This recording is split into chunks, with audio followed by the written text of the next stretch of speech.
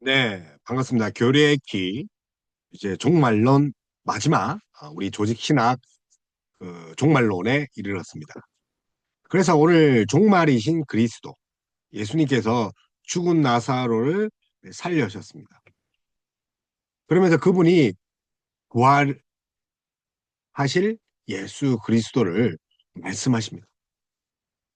그래서 나사로를 살펴, 그리고 나사로를 살려 슬퍼하던 마르다에게 지금 부활을 말씀하셨습니다. 오늘 그리스도의 종말, 이 종말론에서 부활에 대한 이야기와 함께 아이러니하지만 두 개념을 함께 나눠볼까. 그래서 마르다에게 지금 부활을 말씀하시죠. 그래서 그분을 믿는 자는 지금 죽지 않을 것이며 앞으로도 죽지 않을 것을 말씀하신 것입니다. 그런데 우리는 마르다처럼 마지막 날 부활 때에 다시 살아날 줄 알고 있습니다. 그렇게 또 성경을 읽고 배웠습니다. 오늘 종말의 중심이신 그리스도를 어떻게 가르치고 있는지 구약 성경을 펼쳐 한번 살펴보도록 하겠습니다. 요한복음 11장 21절, 26절에는 마르다가 주께서 여짜오되 주께서 여기 계셨더라면 내 오라버니가 죽지 아니하였겠나이다. 오망 섞인 말처럼 보이지만 그러나 주님을 엄청나게 신뢰했던 마르다임을 볼 수 있습니다. 그러나 나는 이제라도 주께서 무엇이든지 하나님께 구하는 것을 하나님이 주실 줄을 아나이다. 예수께서 이르시되 네 오라비가 다시 살아나리라. 마르다가 이르되 마지막 날 구할 때에 다시 살아날 줄을 내가 아나이다. 예수께서 이르시되 나는 부활이요 생명이니 나를 믿는 자는 죽어도 살겠고 무릇 살아서 나를 믿는 자는 영원히 죽지 아니하리니 이것을 네가 믿느냐. 나사로가 죽은 후 마르다를 방문하신 예수님께 말했습니다. 주께서 여기 계셨으면 내 오라버니가 죽지 아니하였겠나이다. 그런데 예수님 뭐라고 했습니까? 네 오라비가 다시 살아나리라. 그래서 마르다는 이 부활 신앙을 가졌기 때문에 마지막 날 부활 때 다시 살아날 줄 믿는다. 그때 당시 이제 사두개인, 바리사인과 사두개인 이 학파 중에 이 사두개인은 부활을 믿지 않았습니다. 아마 마르다는 사두개인과 그 학파와 전혀 관련 없는 그런 자로 보입니다. 왜냐하면 부활을 믿었기 때문에. 예수님께서 나사로를 살리실 때 마르다에게 하신 말씀, 나는 부활이요 생명이니 나를 믿는 자는 죽어도 살겠고 무릇 살아서 나를 믿는 자는 영원히 죽지 아니하리니 이것을 네가 믿느냐. 이것은 종말에 대한 분명한 사실을 우리에게 가르쳐 줍니다. 마지막 날의 부활. 마르, 마르다는 마지막 날의 부활을 믿었습니다. 이것도 대단한 믿음이죠. 그러나 예수님께서는 마지막 날이 아니라 지금 부활입니다.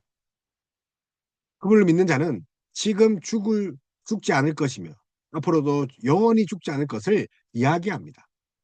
그렇다면 그리스도 그분이야말로 죽고 썩는 세계의 마지막 모든 운명을 변화시키고 그리고 결정하시고 그리고 끝장내시는 결정체이라는 것을 드러내신 것입니다. 종말을 여러 가지로 볼 수 있지만 우리가 진정 이 종말을 하나님의 결정적인 사역이라는 차원에서 본다면 그리스도보다 더 강력한 종말은 없습니다. 그래서 성육신하신 예수님 그 기독론이자 동시에 종말론입니다. 그래서 언약의 신실한 그 하나님께서 종말의 하나님이시라는 거죠. 구약 백성은 언약의 신실하신 하나님을 믿었습니다. 그래서 구약을 통해서 우리 그 종말로 오신 예수 그리스도를 한번 볼 예정입니다. 구약 성경은 하나님의 준엄한 심판과 구약의 영속상에서 이야기를 하고 있습니다. 구약에서 종말로는 이스라엘 백성이 바라는 것입니다. 그리고 걸어갔던 구원의 소망이었습니다. 종말을 향해 갔다는 거죠. 부활을 향해 달려갔습니다. 이스라엘은 애굽의 압제에서 구원을 받은 출애굽 사건을 경험합니다. 이후 이스라엘은 이 출애굽 사건을 소망의 근거로 삼고 있는 거죠. 그래서 이제 유대인들이 크게 지키는 절기 중에 하나가 유월절입니다. 유월절. 그래서 유월절을 통해서 다시 살아났고 하나님이 죽음을 넘게 하셨다는 것. 그들은 예수 그리스도를 알아본 것입니다. 그래서 이스라엘은 구약 역사 속에서 신실하게 자기를 보호하시는 언약의 하나님을 체험한 것입니다. 이 이야기가 유월절 이야기죠. 출애굽 이야기죠. 홍해를 가르시는 이야기죠. 그뿐입니까? 구약 전체가 다 그렇습니다. 이스라엘 백성은 하나님께서 자기 언약을 따라서 언제나 이스라엘 안에 거하신다는 믿음을 가지고 있었죠. 그래서 하나님이 이스라엘 가운데 장차 평화의 나라를 세우리라 약속하셨죠. 이사야 9장 7절 제사장 나라 거룩한 백성 그들에게 하나님은 그 평화의 나라를 향하여 이스라엘 백성과 함께 미래로 행군하는 분입니다. 믿음의 근거는 언약 백성을 향한 하나님의 변함없는 신실하심 그분의 언약에 있습니다. 우리의 있지 않는 거죠. 우리의 의지, 우리의 능력, 우리의 행함, 우리의 행동에 믿음의 근거가 없습니다. 오늘 새벽 기도 갔다고 믿음의 근거로 삼으면 안 되는 거죠. 어디에 있죠? 하나님의 신실하심, 언약의 신실하심. 그래서 이스라엘 역사 속에서 구원을 선포하는 선지자들은 한결같이 출애굽 사건을 기억했습니다. 그래서 출애굽 사건에서 언약의 신실한 하나님이 분명하게 드러나셨기 때문에 이것이 구약 성경 백성이 바라보았던 종말론전 하나님. 그래서 그 예수 그리스도는 그림자 같이 그래서 그걸 이제 모형론이라 하죠. 그래서 우리 이사야 9장 7절을 보면 그 정서와 평강이 다음이 무궁하며 또 다윗의 왕자와 그의 나라에 군림하여 그 나라를 굳게 세우고 지금 이후로 영원히 정의와 공의로 그것을 보존하실 것이라. 만군의 여호와의 열심히 이를 이루시니라. 그래서 이스라엘 역사는 하나님의 준엄한 심판과 구원의 영속성, 심판과 구원은 하나님의 열심히 일을 이루시는 것입니다. 열심이죠. 그래서 하나님은 언제나 언약을 신실하게 지킨다는 거. 이스라엘 백성은 지속해서 하나님의 언약을 거역했다는 거. 그래서 창조와 반창조 그리고 하나님의 그런 자비와 그리고 백성의 거역함. 예, 그들은 목이 곧고 눈이 멀며 기가 막혔습니다. 비단 구약 이야기입니까? 오늘날은 어떻습니까? 하나님의 백성이 하나님의 언약을 떠나 우상을 숭배하고 있습니다. 그러나 언약의 신실한 하나님은 그때마다 이스라엘 백성에게 회개를 촉구하고 있죠. 지금도 마찬가지입니다. 그들을 구원하시기 위해서 회개가 우선돼야 되는 거죠. 이처럼 구약의 종말은 재난과 구원의 연속성상에 있다는 거죠. 재난과 구원의 연속성. 특히야 선지서에서 보면 하나님은 이스라엘에 임한 심판을 선포합니다. 이스라엘에게 끝이 이르렀다. 너희는 내 백성이 아니라. 그래서 심판과 구원은 동시에 이르는 거죠. 하나님 편에 서는 자는 심판입니다. 아, 하나님 편에 서는 자는 구원입니다. 그러나 세상의 편에 서는 자는 심판이죠. 구약 성경은 심판과 동시에 구원을 약속하고 있다는 거 기억하셔야 되죠. 심판과 동시에 뭘요? 구원. 그래서 이스라엘 백성은 계속해서 언약을 지키지 않고 결국 하나님의 준엄한 심판에 이르게 되는 거죠. 그래서 예루살렘이 파괴되고 이스라엘 백성은 포로로 바벨론으로 끌려가고 그게 선지서 이야기지 않습니까? 아수르에 끌려가고 바벨론에 끌려가고 메데, 바사뿐만 아니라 페르시아 그리고 로마 지금은 정말 어떤 상태에 있습니까? 아수르에 맞춰 살고 다시 말하면 하나님을 배반하기 위해서 아수르에 맞춰 사는 거죠. 로마에 맞춰 살고 세상에 맞춰 살고 그러나 그것은 이스라엘 백성의 마지막이 아니다. 또한 우리의 마지막이 아니라는 거죠. 하나님은 우리에게 또다시 새로운 날을 약속하십니다. 하나님은 예루살렘의 복역의 때가 끝이 났다. 우리 이사야 40년 그 40장 2절에 그 70년의 포로 생활 끝이 났다고. 그 예레미야도 그렇게 발견하지 않습니까? 이사야도 예루살렘의 복역의 때가 끝이 났다. 그리고 그들의 제약이 사함을 받게 되었다. 그래서 이전과는 전혀 다른 새로운 구원의 시대가 열릴 것이다. 그렇게 약속하십니다. 언약을 저버리고 하나님의 심판을 받은 이스라엘 백성에게 하나님은 다시 가까이 다가오셨습니다. 더 가까이. 예수 그리스도죠. 그러니까 이는 천국이 그들에게 더 가까이 왔다는 예수님의 메시지와 일맥상통하는 거죠. 종말론적 하나님의 구원의 약속입니다. 그래서 하나님께서는 언약이 갱신될 날을 약속하셨죠. 그 날이 바로 예수 그리스도가 오신 날이죠. 그래서 심판받은 구약 백성을 향하여 하나님의 구원 약속은 역사적으로 고레스 왕을 통해서 실현됩니다. 페르시아, 바사, 그죠? 고레스 왕, 메데, 바사 합쳐서 이제 페르시아 왕국이 됩니다. 이 고레스는 바벨론의 포로로 끌려간 이스라엘 백성을 예루살렘으로 되돌아오게 합니다. 이방왕 고레사를 하나님 사용하시는 거죠.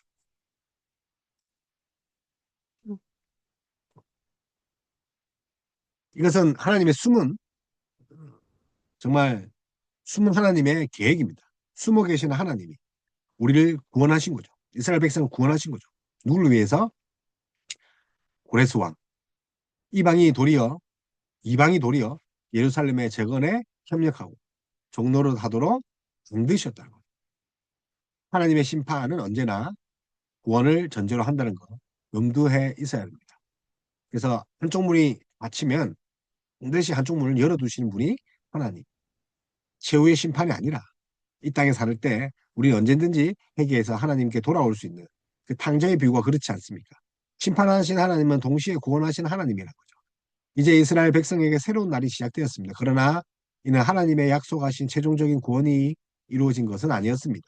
하나님은 더 큰 구원의 새날을 보여주셨습니다. 피조물들 사이에 평화가 있고 사망이 영원히 죽으며 평화로운 낙원과 새하늘과 새 땅이 창조될 그 새날을 약속하신 거죠. 그들에게 약속된 이 새로운 날은 남은 자와 다윗 왕가의 메시아 왕을 통해서 이루어질 것입니다. 그래서 메시아께서 세상을 통치하시는 그 날이 최종적인 구원의 날이다. 예수님이 오시는 날, 특별히 재림한 날, 사람이 자신이 갱신하여 죄 때문에 거듭된 심판과 재앙이 사라질 것입니다. 그게 예레미야, 에스겔, 이사야, 호선지서 그런 이야기지 않습니까? 이때 사람 자신의 갱신은 성령님을 통하여 이루어진다는 거. 새로운 마음, 굳은 마음을 제거하고. 그래서 역대하 36장 이거 22절 보면 바사 고레스에 그 대한 이야기가 나옵니다. 제가 한번 역대하 36장 읽어보겠습니다. 바사의 고레스 왕 원년에 여호와께서 예레미야 입으로 하신 말씀을 이루려고 여호와께서 바사 고레스 왕의 마음을 감동시키매 그가 온 나라에 공포도 하고 도서도 내려 이르되 바사 왕 고레스가 이같이 말하노니 하늘의 신 여호와께서 세상 만국을 내게 주셨고 나에게 명령하여 유다 예루살렘 성전을 건축하리라 하셨나니 너희 중에 그의 백성 된 자는 다 올라갈지어다. 너희 하나님 여호와께서 함께 하시기를 원하노라 하였더라. 바사 고레야. 그 바사 고레 왕 우리 역대상 우리 이제 역대하 36장을 보면 고레스가 있습니다. 고레스. 바사. 그죠? 메데, 친, 페르시아. 그래서 주전 550년입니다. BC 530년. 그래서 페르시아를 다스렸죠. 메디아, 라디아, 바벨론을 차례로 정복하죠. 그 강력한 바벨론, 포로로 잡혀갔죠. 이스라엘 민족이. 근데 페르시아가 정복하는 거죠. 그래서 바벨론의 포로로 잡혔던 여러 민족에게 자유를 주었던 사람이 누굽니까? 보냈습니다. 그래서 바벨론을 차례대로 이제 격파합니다. 그래서 그 유명한 메디아, 그다음에 리디아,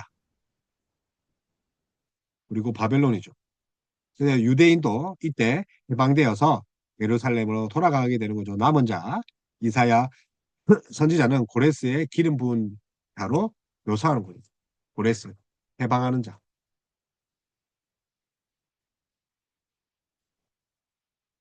그래서 고레스의 무덤이 있습니다. 그래서 이사야는 기름 부은 자라고 묘사하고 있다는 거. 결국 창조를 완성하실 예수 그리스도, 그 해방자, 종결자 누굽니까? 예수 그리스도죠. 창조 사역도 종말을 겨냥합니다. 그래서 사실은 창세기 1장 1절이 창조론인 동시에 종말론입니다.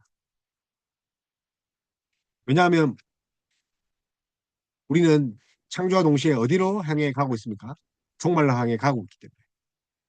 좀 더 깊이 생각해 보면 창조 그 자체가 종말이라는 거죠. 삼위 하나님이 세상을 창조하시고 타락한 세상을 재창조하시고 영광의 하나님께서 마지막 완성까지 이 세상을 끌고 가시는, 어디로 향해? 종말을 향해. 그러니까 지금 우리는 태어나자마자 죽음을 향해 가는 것처럼 이 세상도 종말을 향해 가고 있다. 이런 의미에서 창조 세계는 마지막을 지향하는 종말론적 세계라는 거 기억하셔야 되죠. 창조 세계에게는 새로운 시작이 동시에 이제 종말입니다. 이것은 아버지 하나님의 창조하시며, 아버지께서 창조하시며 예수 그리스도께서 구속하시고 성령께서 거룩하게 하신 삼위 하나님의 사역. 이러한 하나님의 종말론적인 창조 사역은 약속과 경고라는 형태로 계속 이어집니다. 약속과 경고. 이스라엘 백성은 하나님이 약속하신 땅을 선물 받죠. 가나안 땅. 그들이 가나안 땅에 입성한 것은 하나님께서 주신 약속이 이루어진 결과입니다. 동시에 하나님 약속을 이루신 그 신실함의 근거에서 새로운 땅, 그리고 또 새로운 약속을 제시하는 거죠. 그래서 고린도전서 15장 57절에 15장 27절에 만물을 그의 발 아래에 두셨다 하셨으니, 만물을 아래에 둔다 말씀하실 때 만물을 그의 아래에 두신 이가 이 중에 들지 아니한 것이 분명하도다. 하늘에 있는 것이나 땅에 있는 것이나 다 그리스도 안에 통일되게 하려 하심이니라.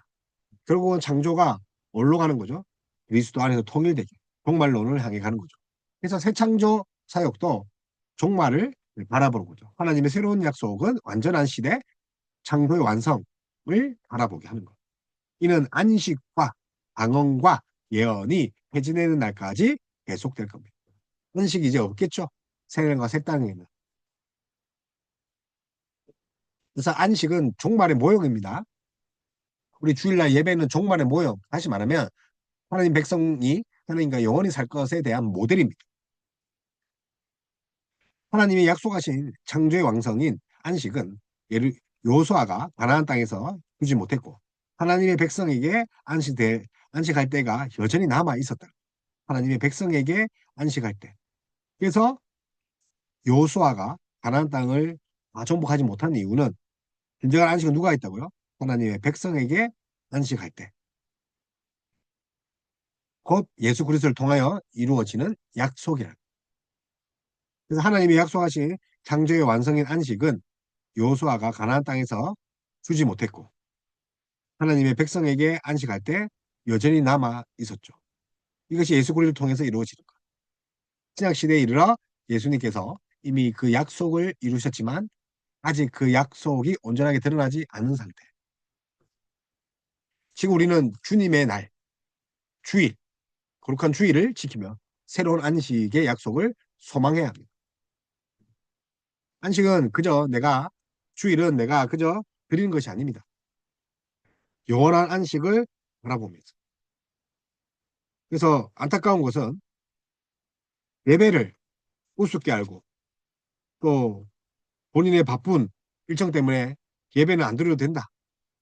그런 거는 얼마나 하나님 백성, 그 좋은 것 주시는 하나님 백성을 대역하는 겁니다. 그래서 지금 우리는 주님의 날, 주일을 지키며 새로운 안식을 약속하고 소망해야 된다. 하나님께서 일곱째 날에 그의 모든 일을 시신 때부터 그의 백성에게 계속 약속했습니다. 구약시대의 6일은 노동하는 날, 마지막 날은 안식으로 지켰죠. 반면 신약시대는 첫 번째 날이 뭡니까? 안식하는 날이에요. 그죠? 힘을 얻고 한 주를 살아가는 거죠. 이게 다른 거죠. 그래서 구약에는 어떤 시대입니까? 6일 동안 노동하고 마지막 날에 안식하죠. 근데 신약은 어떻습니까? 첫 번째는 안식이 힘을 얻고 한 주를 부유함으로 나아가는 것. 그래서 빛이 있으라라고 말씀하신 것처럼 창조를 시작했던 그 첫째 날 하나님은 그리스도를 죽음에서 일으켜서 첫째 날이 되는 거죠. 그래서 빛이 있으라. 그래서 그리스도의 죽음에서 일으킴으로 첫째 날 빛이 있으라. 그게 진정한 주일의 개념이죠. 첫째 날 빛이 있으라. 그래서 그리스도 안에서 만물을 새롭게 하시는 새 창조의 역사가 주일 안식이죠. 그래서 우리 기독교인들은 안식일을 주일을 지키면서 장차 온전하게 드러날 새 창조의 완성, 새 하늘과 새 땅을 바라보고 있다. 그래서 신약 성도에게 주일 안식은 종말론적 표징이다. 그죠? 주일 그렇게 지키는 거죠. 예수님의 부활인 동시에.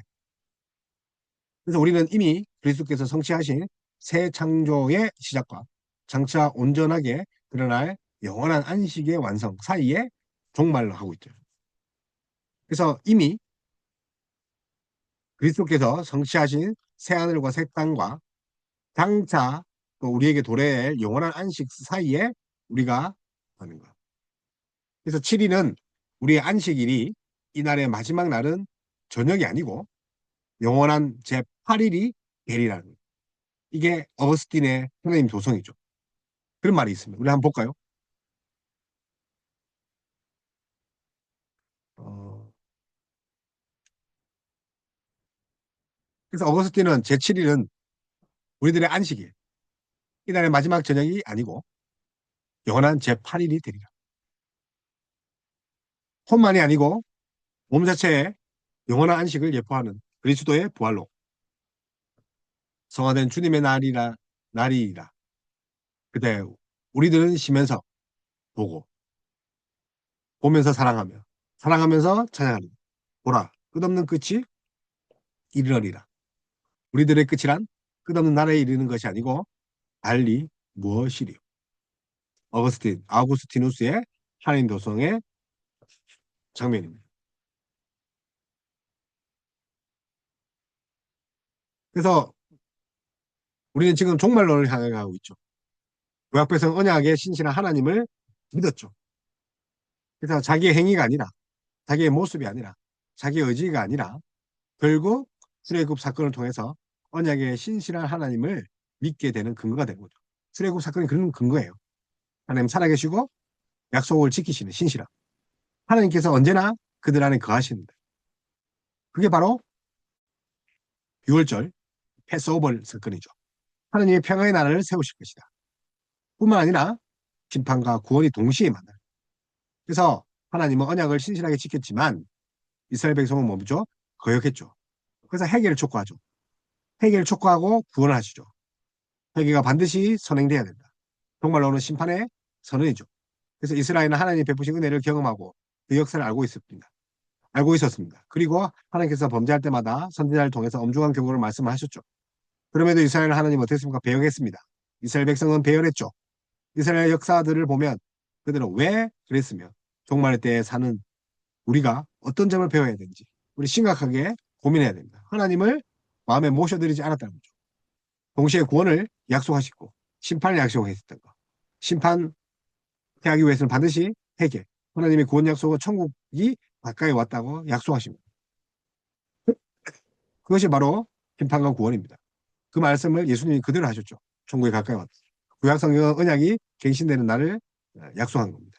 하나님은 이방인 고레스 왕이 이스라엘 구원에 협력하게 하셨죠. 기름 부은 자 이사야 그렇게 이야기를 했죠. 하나님은 메시아 통치자 메시아가 통치하시는 최종의 구원을 약속하셨죠. 고레스 사건을 보면 알 수 있죠. 너희가 완전히 해방되라. 남은 자가 필요하다. 요한계시록에도 남은 자 사상이 나옵니다. 그래서 사람의 변화는 성령님이 이루시는 구약의 성경의 종말론적 성론을 믿을 때 가능합니다. 하나님은 종말의 때를 살아가는 우리에게 새 언약의 영이시며 종말을 살아가도록 인도하시는 성령님. 그래서 종말의 영이신 성령님, 새 언약의 성령님, 영이신 성령님, 보혜사 성령님, 그리스도의 영이신 나는 굳은 마음을 제거하고 부드러운 마음을 두실 것을 성령께 기도하고 있는지. 창조사역도 종말이다. 창세기 1장 1절은 창조론에 이어 종말론이다. 삼위 하나님은 세상을 창조하셨다. 타락한 세상을 재창조하시며 완성하고 인도하고 계시다. 아버지 하나님은 창조하시며 예수님은 구속하시고 성령님은 거룩하게 하시고. 그래서 성부 하나님은 창조하셨고 성자 하나님은 구속하셨고 성령 하나님은 거룩하게 하셨죠. 그래서 창조주, 구속주, 성화주죠. 그래서 성부를 뭐라고 합니까? 창조주.